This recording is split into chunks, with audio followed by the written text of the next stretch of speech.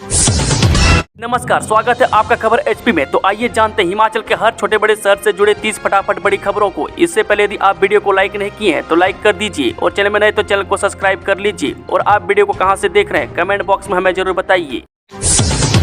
हिमाचल के लोगों के लिए खुशखबरी, फेस केवाईसी में चेहरे का मिलान न होने पर भी नहीं ब्लॉक होगा राशन कार्ड। जी, हिमाचल प्रदेश के ऊना जिला में की जा रही बच्चों की फेस ई केवाईसी को लेकर जिला खाद्य आपूर्ति विभाग की ओर से राशन कार्ड धारकों को राहत प्रदान की गई है। वह फेस ई केवाईसी के दौरान चेहरे का मिलान न होने से अब राशन कार्ड धारकों को निराश नहीं होना पड़ेगा।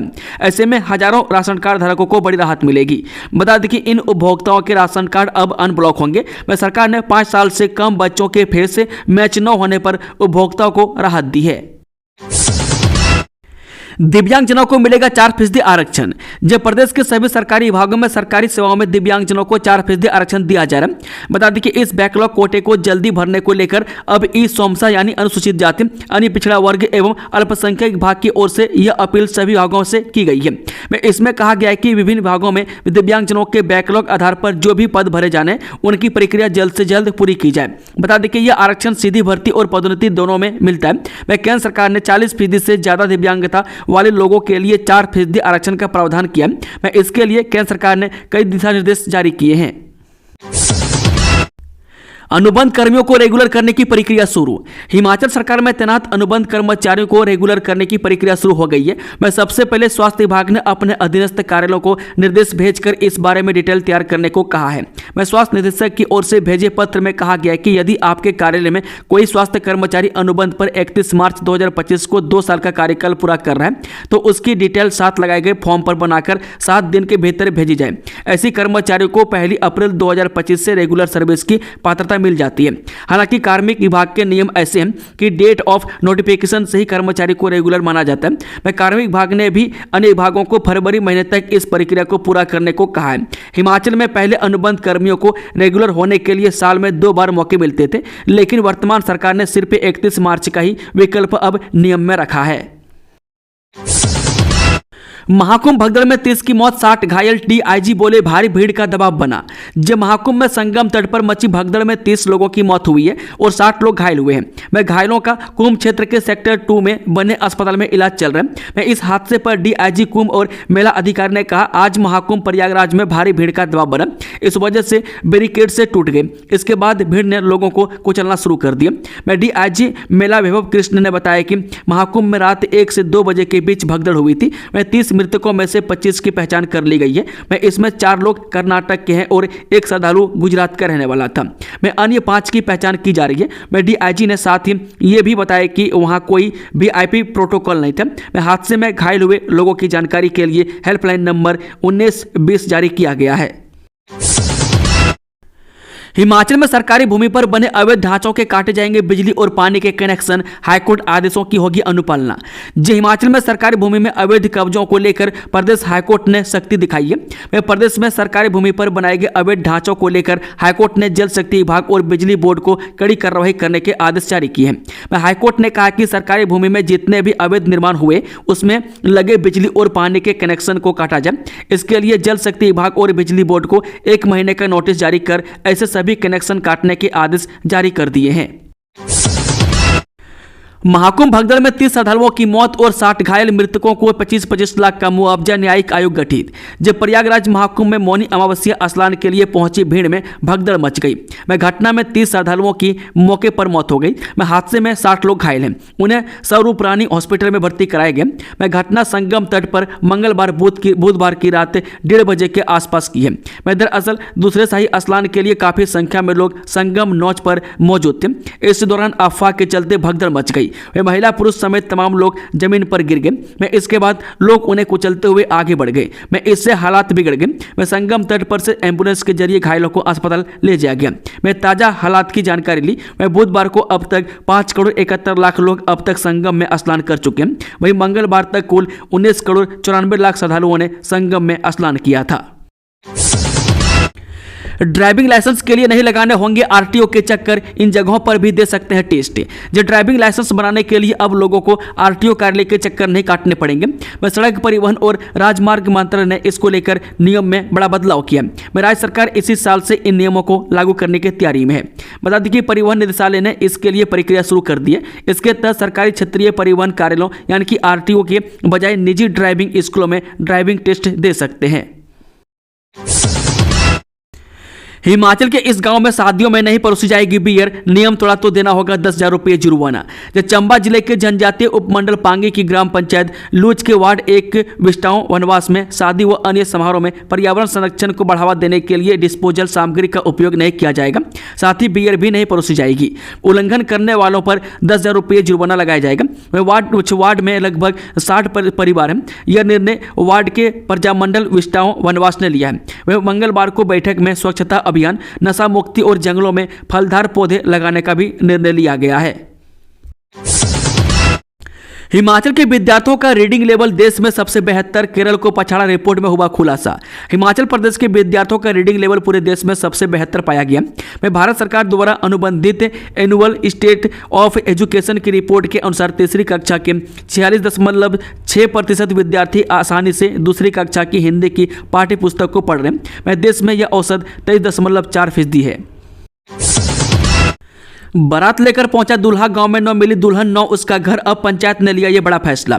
जिस सज धज कर और सेहरा बांधे दूल्हा बारातियों के साथ गाड़ी में दुल्हन के घर पहुंचा, लेकिन उसे न तो दुल्हन मिली और न ही दुल्हन का घर। मैं हिमाचल प्रदेश के ऊना जिले के हरोली क्षेत्र के सिंगा गांव में मंगलवार को एक युवक की शादी से जुड़ा बेहद अजीबोगरीब मामला सामने आया। मैं सुबह के समय कोटलेहड़ विधानसभा क्षेत्र के एक गाँव से बाराती गाड़ियों में सवार होकर सिंगा गाँव पहुंचे। मैं सिंगा के ग्रामीण भी बारात आती देख सोच में पड़ गए। बारातियों ने ग्रामीणों से पूछा कि यहाँ शादी वाला घर कौन सा है। लोगों ने कहा कि यहाँ तो कोई शादी नहीं है। यह सुनकर दुल्हा पक्ष के लोग विश्वास नहीं कर पाए। उन्होंने दुल्हन की फोटो दिखाई तो ग्रामीणों ने साफ कहा कि यह लड़की तो हमारे गांव की नहीं है। यह सुनकर सभी के होश उड़ गए। अब मामला शांत तो होता नहीं देख रहा है। मामले में ग्राम पंचायत ने बड़ा फैसला लिया। मैं दूल्हे वाले ने बताया कि शादी में उनका 5,86,000 रुपये खर्च हुआ। वह पंचायत ने फैसला किया है कि महिला शादी का पूरा खर्च दूल्हे वालों को देगी। वह पहले भी धोखाधड़ी के मामले में आरोपी रही है। शिक्षकों के तबादलों से रोक हटाने, निदेशालयों के पुनर्गठन के लिए कैबिनेट मंजूरी को जाएगा प्रस्ताव। हिमाचल प्रदेश के स्कूलों में शैक्षणिक सत्र के बीच शिक्षकों के तबादलों पर लगाई गई रोक को कब से हटाया जाएगा, इसे लेकर बुधवार को शिक्षा मंत्री रोहित ठाकुर की अध्यक्षता में समीक्षा बैठक बुलाई गई है। वह बैठक में शिक्षा निदेशालयों के पुनर्गठन और कम विद्यार्थियों की संख्या वाले स्कूल और कॉलेजों को मर्ज करने पर भी मंथन हुआ। वह प्रदेश के स्कूलों के लिए तय किए जाने वाले छुट्टियों के नए शेड्यूल को भी बैठक के दौरान चर्चा हुई। मुख्यमंत्री सुक्खू ने प्रदेश में 3 शिक्षा निदेशालय गठित करने की घोषणा की है। बता दें कि बीते दिनों धर्मशाला में हुई राज्य मंत्रिमंडल की बैठक में भी इस मामले को लेकर शिक्षा सचिव की ओर से प्रस्तुति दी गई। मैं इसी कड़ी में बुधवार को शिक्षा मंत्री रोहित ठाकुर ने विभागीय अधिकारियों के साथ इसकी चर्चा की। मैं शिक्षा मंत्री रोहित ठाकुर ने बताया कि बुधवार को समीक्षा बैठक में विद्यार्थियों की कम संख्या वाले स्कूल और कॉलेजों को मर्ज करने, निदेशालयों के पुनर्गठन करने और शिक्षकों के तबादलों पर लगी रोक हटाने को लेकर विस्तृत रूप से चर्चा की गई है। मैं अब एक प्रस्ताव बनाकर मुख्यमंत्री व कैबिनेट की मंजूरी को भेजा जाएगा। मैं उसके बाद ही इस संदर्भ में अंतिम फैसला लिया जाएगा। सद्भावना विरासत मामले समाधान योजना को मंजूरी, 3500 मामले का होगा निपटारा। हिमाचल प्रदेश सरकार ने हिमाचल प्रदेश सद्भावना विरासत मामले समाधान योजना 2025 को मंजूरी दे दी है, जिससे इसका दायरा बढ़ाकर गैर समाहित अधिनियमों के तहत मामलों को भी शामिल किया है। उल्लेखनीय है कि डीजल और पेट्रोल जैसे पेट्रोलियम उत्पादों को नियंत्रित करने वाला राज्य मूल्य वर्धित कर अधिनियम GST के दायरे से बाहर है। मैं बता दें कि इस नियम योजना के तहत वित्त वर्ष 2017-18 तक के पेट्रोलियम उत्पादों से संबंधित मामलों का समाधान किया जाएगा। मैं इससे गैर समाहित अधिनियमों के तहत लंबित मामलों की संख्या को और कम किया जा सकेगा। मुख्यमंत्री सुखविंदर सिंह सुक्खू ने कहा कि नई योजना से लगभग 3500 मामलों का समाधान होने की उम्मीद है। मैं इससे लगभग 10 करोड़ रुपए का अनुमानित राजस्व प्राप्त होगा। इस मंदिर में शिवलिंग पर 1 महीने तक चढ़ाया जाएगा 2.5 कुंटल मक्खन। जानिए पौराणिक मान्यता। हिमाचल प्रदेश को देवभूमि के नाम से भी जाना जाता है। मैं देवभूमि के कई मंदिर रहस्यों से भरे पड़े। इन मंदिरों से जुड़ी देव आस्था की बातें हर किसी को हैरान कर देती हैं। ऐसा ही एक मंदिर मंडी शहर में स्थित है। मतलब हम बात हो रही है बाबा भूतनाथ मंदिर की। वह अंतर्राष्ट्रीय शिवरात्रि महोत्सव से 1 माह पूर्व से बाबा भूतनाथ मंदिर में प्राचीन समय से मक्खन चढ़ाने की परंपरा को कायम रखते हुए हर रोज अलग अलग रूपों का श्रृंगार किया जाता है। बता दें कि इस बार भी तारा रात्रि यानी कि सोमवार रात्रि 11 बजे से लेकर सुबह 4 बजे तक बाबा भूतनाथ का 21 किलो मक्खन के साथ विशेष श्रृंगार किया। मैं स्वयंभू शिवलिंग का मक्खन से श्रृंगार होते ही महाशिवरात्रि के कार्य शुरू हो गए। अब 1 महीने तक हर रोज शिवलिंग पर अलग अलग रूपों का उकेरा जाएगा। मैं 2 से 2.5 कुंटल मक्खन इस अवधि में शिवलिंग पर चढ़ाया जाएगा। ज्वालामुखी में 125 कनाल जमीन खरीदेगा हिमुडा। बीओडी की बैठक में मंजूरी। हिमुडा ने हिमाचल प्रदेश के जिला कांगड़ा के ज्वालामुखी तहसील के मोहल भाटी में 125 कनाल भूमि खरीदने का फैसला लिया। बीओडी की बैठक में जमीन खरीदने को मंजूरी प्रदान की गई है। यहां पर फ्लैट के साथ कॉलोनी का भी निर्माण किया जा सकता है। प्लॉट भी उपलब्ध करवाए जाएंगे। बैठक में शिमला के निकट जाठिया देवी में निर्मित होने वाली माउंटेन सिटी परियोजना पर भी विस्तृत चर्चा हुई है। बैठक की अध्यक्षता करते हुए नगर एवं ग्राम नियोजन मंत्री राजेश धर्मानी ने कहा कि शिमला की माउंटेन सिटी बनने से शिमला में भीड़ भाड़ कम होगी। सरकार ने वन मित्रों के नियुक्ति पत्र जारी करने पर लगाई रोक। जाने वजह। हिमाचल प्रदेश सरकार ने वन मित्र नियुक्ति पत्र जारी करने पर रोक लगा दी। अब सभी रेंज में परिणाम घोषित होने के बाद ही चयनित वन मित्रों को एक साथ नियुक्ति पत्र जारी किए जाएंगे। बता दें कि इस भर्ती प्रक्रिया में पारदर्शिता लाने के लिए सरकार फिर से आकलन करने में जुटी है। वन विभाग की ओर से फाइल सरकार को भेजी है। अब सरकार की अनुमति के बाद ही लोगों को नियुक्ति पत्र जारी किए जाने हैं।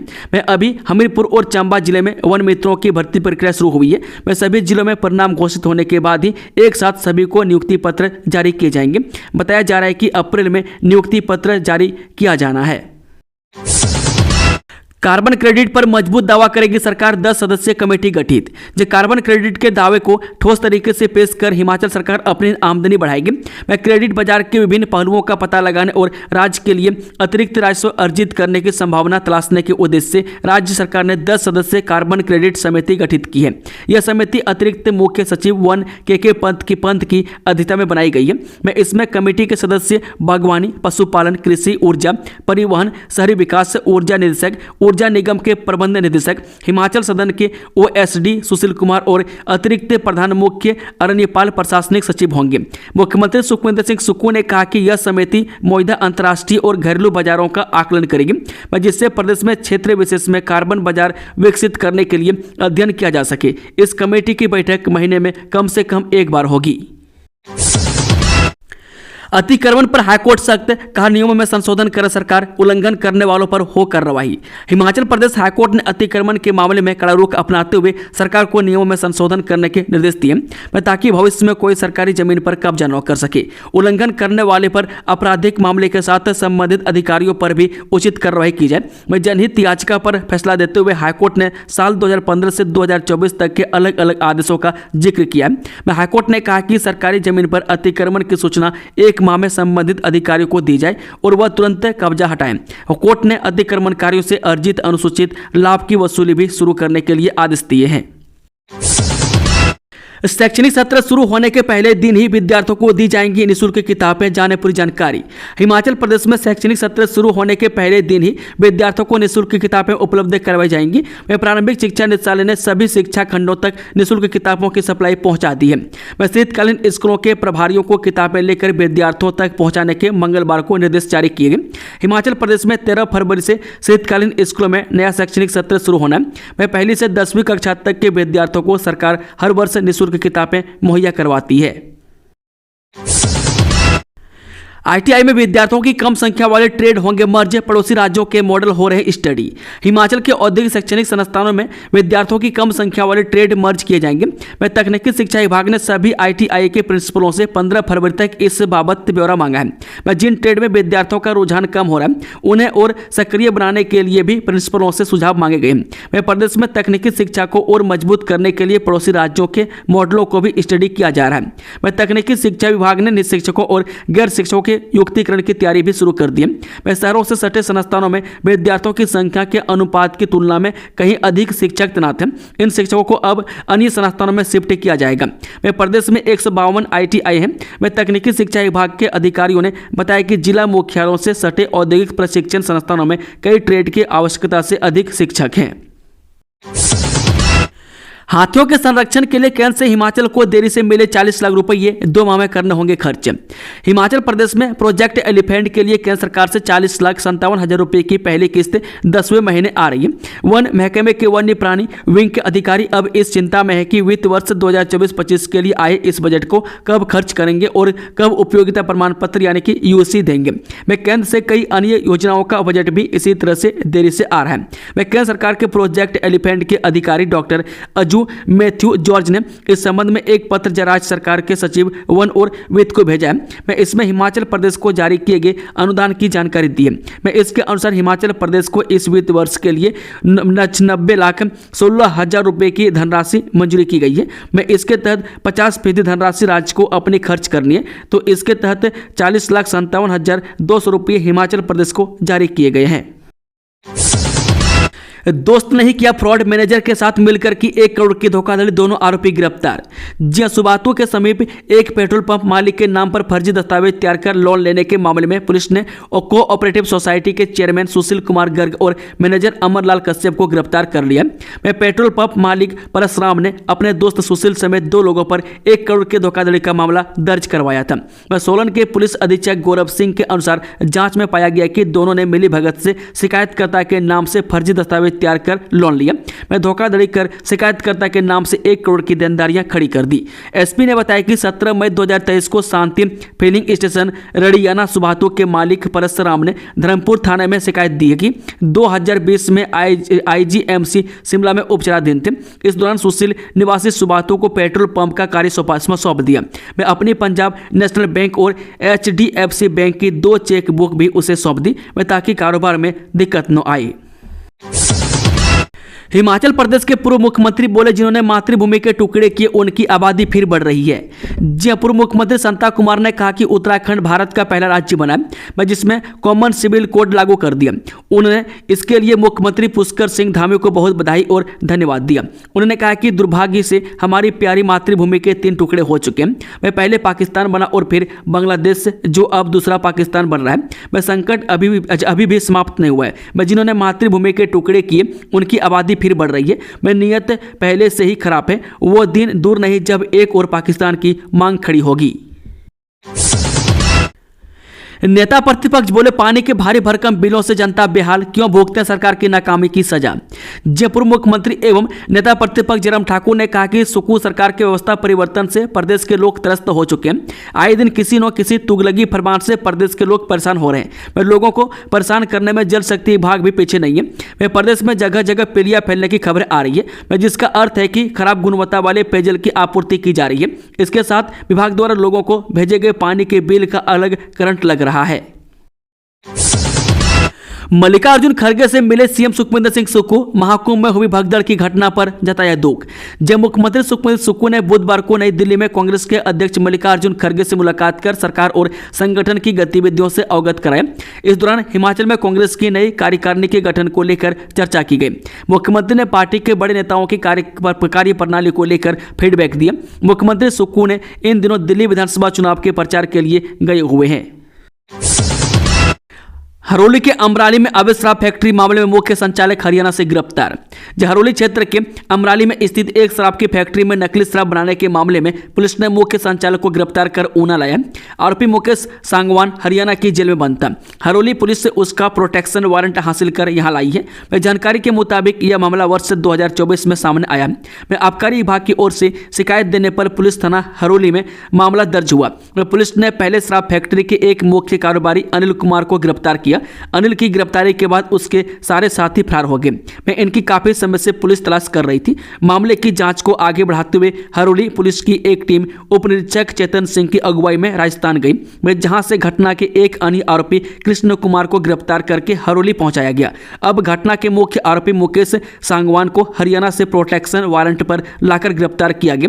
उसे मंगलवार को अदालत में पेश कर 3 दिन की पुलिस रिमांड पर ले लिया है। फैक्ट्री में किस तरह नकली शराब बनाई जाती थी और घटना में कौन कौन शामिल है, इस बारे में आरोपी से पूछताछ की जा रही है। हिमाचल में करवट बदलेगा मौसम, कई भागों में 6 दिन बारिश बर्फबारी के आसार, जाने पूर्वानुमान। हिमाचल प्रदेश के कई भागों में पश्चिमी विक्षोभ की सक्रियता से मौसम के करवट बदलने के आसार हैं। मौसम विज्ञान केंद्र शिमला की ओर से राज्य के कई भागों में 6 दिन बारिश बर्फबारी का पूर्वानुमान जताया गया। विभाग के अनुसार 29-30 जनवरी और 2 फरवरी को मध्य व उच्च पर्वतीय कुछ स्थानों पर हल्की बारिश बर्फबारी होने की संभावना है।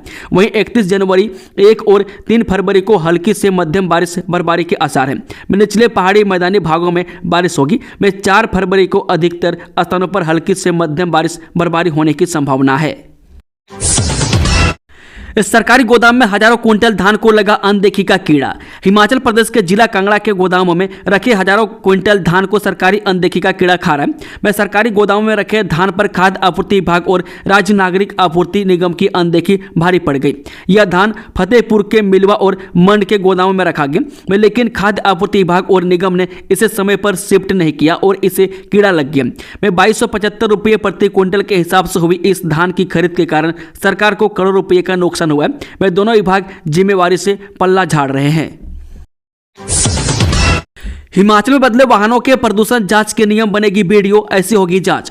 हिमाचल प्रदेश के परिवहन विभाग में अब वाहनों की प्रदूषण जांच के नियम बदल गए। अब वेब कैमरा की जगह स्मार्टफोन को पोल्यूशन चेक मशीन से कनेक्ट किया जाएगा, ताकि यह सुनिश्चित किया जा सके कि वास्तव में वाहन प्रदूषण जांच के लिए केंद्र में लाया गया था। यही नहीं, जांच के लिए आए वाहन की फोटो सहित प्रदूषण चेक सेंटर की फोटो के साथ साथ 4 से 5 सेकंड का एक वीडियो भी बनाया जाएगा। दरअसल हिमाचल परिवहन विभाग में प्रदूषण जांच केंद्र का वर्जन 2.0 हाल ही में अपडेट कर दिया गया। इसके तहत मोबाइल कैमरा प्रदूषण जांच केंद्र के साथ जियो टैग्ड रहेगा। अगर वाहन प्रदूषण जांच केंद्र के दायरे से बाहर खड़ा है तो ऐसे वाहन की अब जांच नहीं हो पाएगी। लिहाजा प्रदूषण नियंत्रण प्रमाण पत्र भी जारी नहीं हो सकेगा। पूरे प्रदेश में इस वर्जन को अपग्रेड किया गया है। किसानों से 399 मीट्रिक टन मक्की की खरीद। राज्य में किसानों से सरकार मक्की की खरीद कर रही है। प्राकृतिक खेती के तहत उत्पादित मक्की की खरीद कर लोगों को मक्की का आटा बेचा जा रहा है। घर घर यह मक्की का आटा पहुंचना शुरू हो गया, क्योंकि राशन के डिपो में इसकी उपलब्धता है। सरकार का प्राकृतिक खेती विंग किसानों से मक्की की खरीद कर रहा है और अब तक इसके माध्यम से 399 मीट्रिक टन मक्की की खरीद की जा चुकी है। यह आंकड़ा आने वाले दिनों में और बढ़ेगा और भविष्य में काफी ज्यादा संख्या में इसकी खरीद करेगा।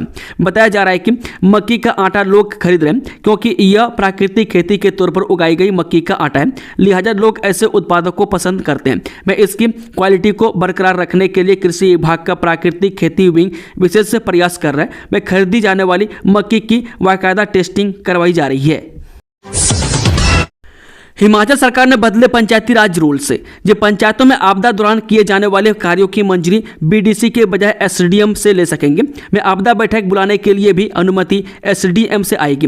पंचायती राज विभाग ने पंचायतों में परिवार रजिस्टर, ग्राम सभा सहित पंचायतों में आपदा के दौरान किए जाने वाले कार्यों की मंजूरी लेने के नियमों के बदलाव किया गया। गौर हो कि इससे पहले पंचायती राज विभाग की ओर 17 दिसंबर 2024 को पंचायती राज नियमों की किए गए संशोधन को लेकर जनता से सुझाव मांगे थे।